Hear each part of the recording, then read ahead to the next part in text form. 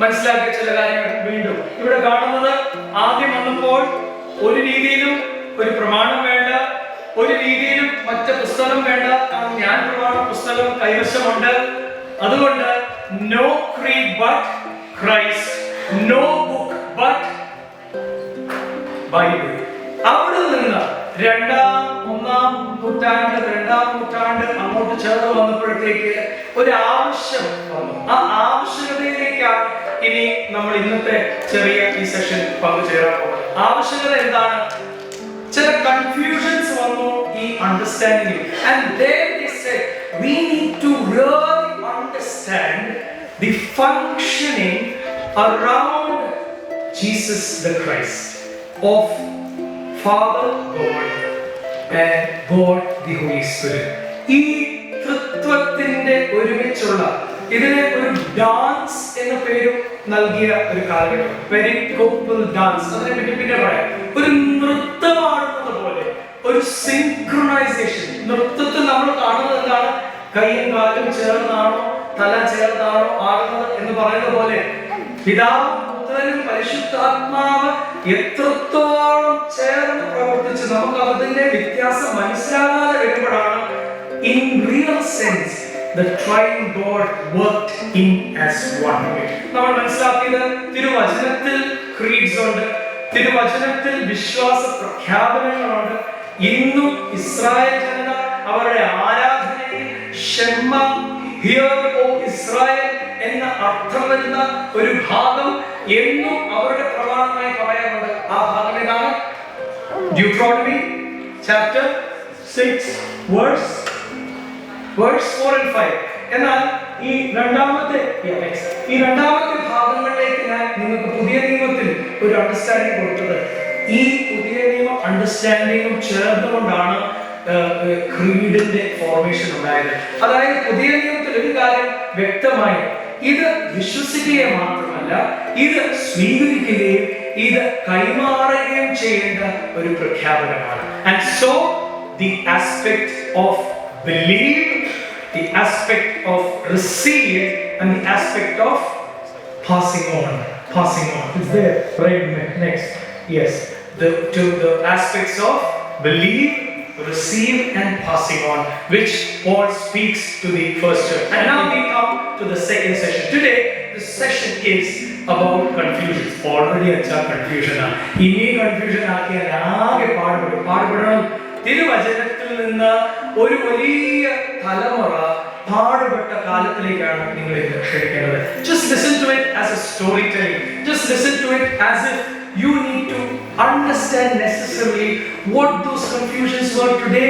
That there is no confusion when you read it, and then you don't know where this goes and stops. But they definitely knew that there is some problem in the understanding of the Father, Son, and the Holy Spirit, the triune together.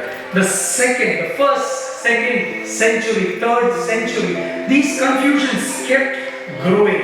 And I am going to introduce next you all to certain confusions which came by. കഴിഞ്ഞ പ്രാവശ്യം ഈ ക്രീഡിന്റെ അർത്ഥം എന്താ അച്ഛൻ പറഞ്ഞില്ല, ഞാൻ assume ചെയ്തതാണ്.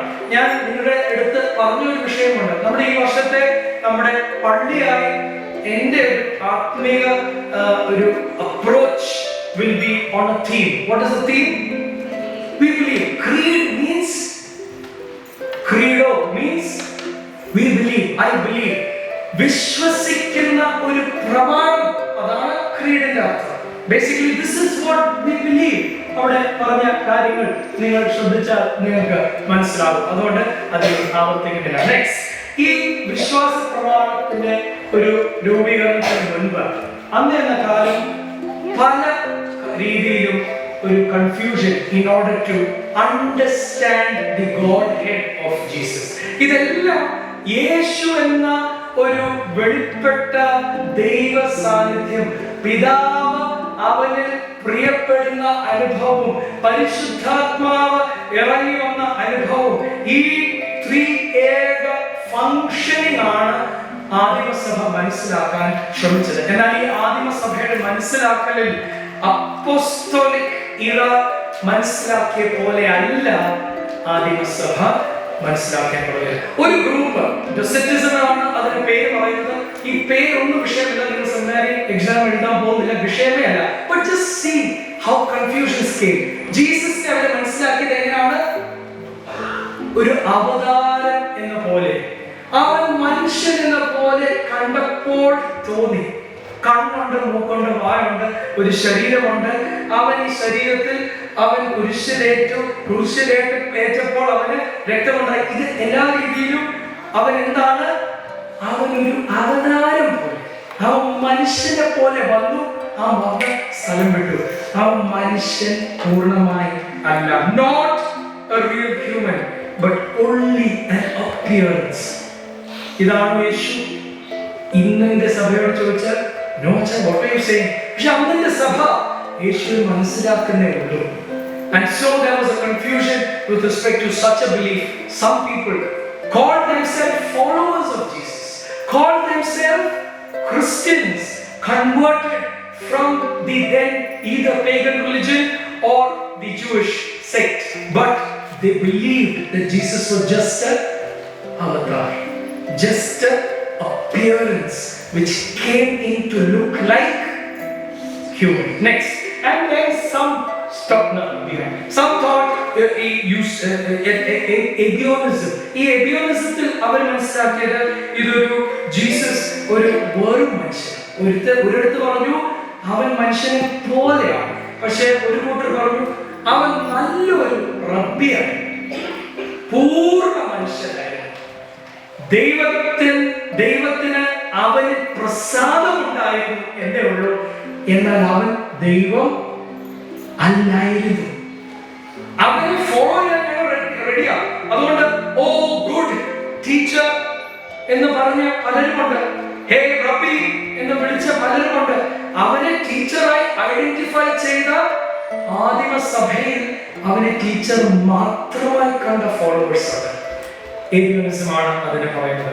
Next, there comes another very strong sect. This is called Gnosticism, who believed that Jesus was just a spiritual being, a messenger, emanation of the divine, but not fully divine. ഇപ്പം ഈ ഡോസറ്റിസവും ഇതും തമ്മിൽ വ്യത്യാസങ്ങൾ വളരെ thin line of difference ആയിരിക്കും. And so they make sense. നമ്മൾ ഇന്നത്തെ ഒരു രീതി നോക്കിയാൽ വിശ്വാസ പ്രമാണം ചൊല്ലുന്ന അനേക സഭകളുണ്ട്, പക്ഷെ നമ്മളിൽ തമ്മിലുള്ള വ്യത്യാസങ്ങൾ എന്ന പോലെ there are leadership and teachings the first and second generation went through, and they made their own sects. And Gnosticism, the Gnostic believers, Gnostic Christians believed that yes, he was a spiritual being, yes, he came from the divine, but a little lower than God. അങ്ങനത്തെ ചില readings തിരുവചനത്തിലുണ്ട്. അവൻ അല്പം ഒന്ന് കുറവായി കാണാൻ ചില ഭാഗങ്ങൾ വായിക്കുന്നു. But that itself is to address a certain confusion which was there. ഒരു രസമായ ഒരു മോഡൽ നിങ്ങളുടെ മുമ്പിലുണ്ട്. It itself is called, ഈ സെക്ടിനെ പറയുന്നത് മോഡലിസം എന്നൊക്കെയാണ്. അതിന്റെ ഒരു ഇത് നോക്കിക്കേ, ഒരു ഡയഗ്രാം നോക്കിക്കേ, വെരി ഈസിയാണ്. അവൻ ദൈവമാണ്, എന്നാൽ അവൻ ചിലപ്പോഴൊക്കെ പിതാവായിട്ടും ചിലപ്പോഴൊക്കെ പുത്രനായിട്ടും ചിലപ്പോഴൊക്കെ പരിശുദ്ധാത്മാവായിട്ടും. അപ്പോഴെന്ന് പറയുമ്പോൾ പിതാവായിരിക്കുമ്പോൾ അവന് പുത്രനും പരിശുദ്ധാത്മാവെന്ന അംശം ഇല്ല. പുത്രനായിരിക്കുമ്പോൾ പിതാവും പരിശുദ്ധാത്മാവെന്ന അംശം ഇല്ല. അതുപോലെ തന്നെ പരിശുദ്ധാത്മാവുള്ളപ്പോൾ പിതാവും പുത്രനും എന്ന അംശം ഇല്ല. But whenever he plays the role, he is in a mode of that given role of the Father, of the Son, of the Holy Spirit. ഈ മോഡലിസം ബിലീഫ്സിൽ ഇന്ന് ചിലരെങ്കിലും അത് വിശ്വസിച്ച് പോകാറുണ്ട്. ഒരു കാലത്ത് അവൻ പിതാവായി മാത്രം കണ്ടു, പിന്നെ ഒരു കാലത്തിൽ അവൻ പുത്രനായി മാത്രം കണ്ടു. ഇന്നെന്ന കാലത്തിൽ പരിശുദ്ധാത്മാവായി മാത്രം നമുക്ക് കാണാൻ പുത്രനും പിതാവിനെ കാണാൻ പറ്റുന്നില്ല. The Holy Ghost is with us. But അതാണ് ഒരു തൃത്വത്തിന്റെ understanding. That is not necessarily the understanding. And so these are just few which were prominent. ഇതുപോലെ അനേക സെക്റ്റുകൾ ഉണ്ടായി. ഇതുപോലുള്ള കൺഫ്യൂഷൻസ് ഉണ്ടായപ്പോൾ the Christian belief started a lot of confusion and dilution among the people. അപ്പോൾ അവൻ പറയുന്നതല്ലല്ലോ നമ്മൾ പറയുന്നത്, നമ്മൾ പറയുന്നതല്ലല്ലോ അവർ പറയുന്നത്. ഒരു ക്രീഡിന്റെ ആവശ്യമുണ്ട്, ഒരു ക്രീഡിന്റെ ആവശ്യമുണ്ട്. എന്നാൽ ക്രീഡിലേക്ക് വരുന്നത് മുമ്പ് ഒരു acceptance of Christian belief and following ഉണ്ടായിരുന്നു. Christianity was considered in the first 2 centuries as an illicit religion. But a religion in itself which doesn't have foundation, which doesn't have clarity, is labeled to be as illicit. Legal standing, in short, ഇന്നത്തെ ഒരു ഭാഷയിൽ legal standing, കിങ്ങിന്റെ എംപററിന്റെ support ഈ റിലിജന് ഇല്ല. February 24th 303 AD supposed to be the worst persecution starting date.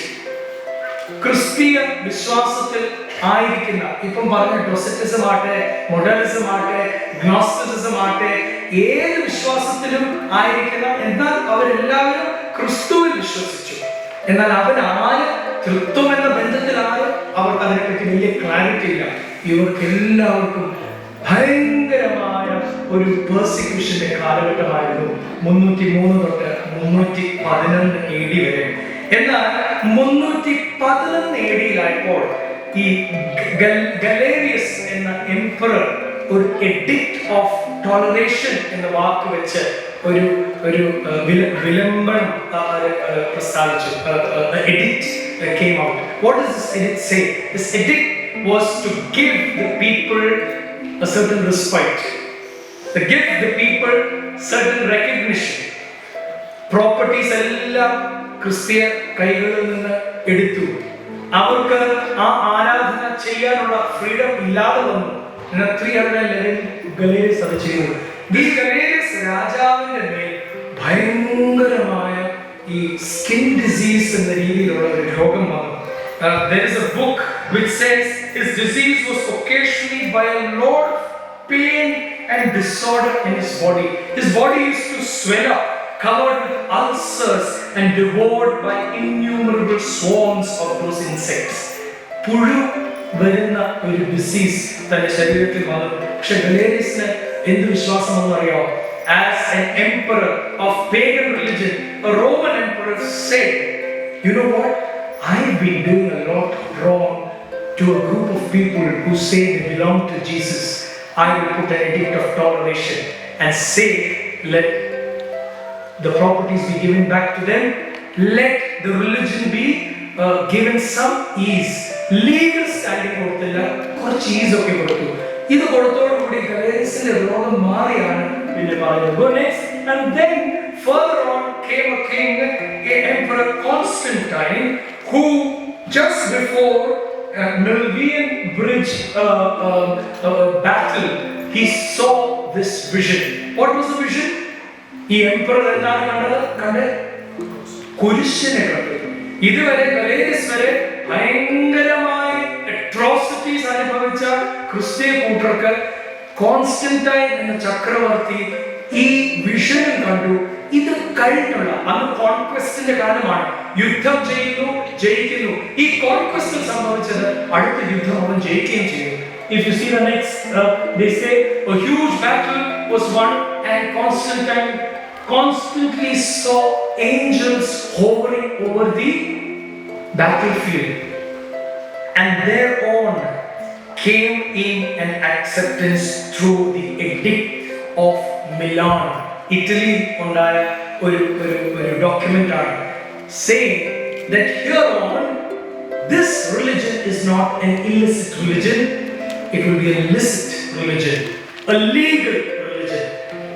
313 കൂടി ഇനി സംഭവിക്കുന്നത് Christianity എന്ന religion emperor താനെ സ്വീകരിച്ചതോടുകൂടി സംഭവിച്ചത് എന്താണെന്ന് അറിയാമോ? കൺഫ്യൂഷൻസ് ആയിരുന്ന കാര്യങ്ങൾക്ക് കൺഫ്യൂഷൻസ് മാറ്റാനുള്ള കാരണം കണ്ടെത്താൻ നേതാക്കന്മാർ ചേർന്ന് തുടങ്ങി. നേതാക്കന്മാർ എന്ന് പറയുമ്പോൾ അന്ന് ബിഷപ്പ്ഹുഡ് എന്നൊരു കൺസെപ്റ്റ് ഉണ്ട്.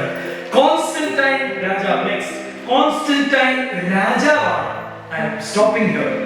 ദി ഏർലി ചർച്ച് ഫൗണ്ടേഷന് കാരണമാകുന്നത് he became a leader who led from the front, called for bishops to come for the first time in AD 325 in a place called Nicaea, to come and convene 1,800 invited bishops, of which very few turned up.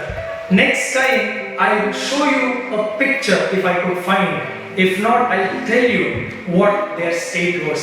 Today I brought you through 300 years in the last 15 minutes to tell you, for a Nicene Creed to happen, Christianity had to be accepted by the emperor, the state.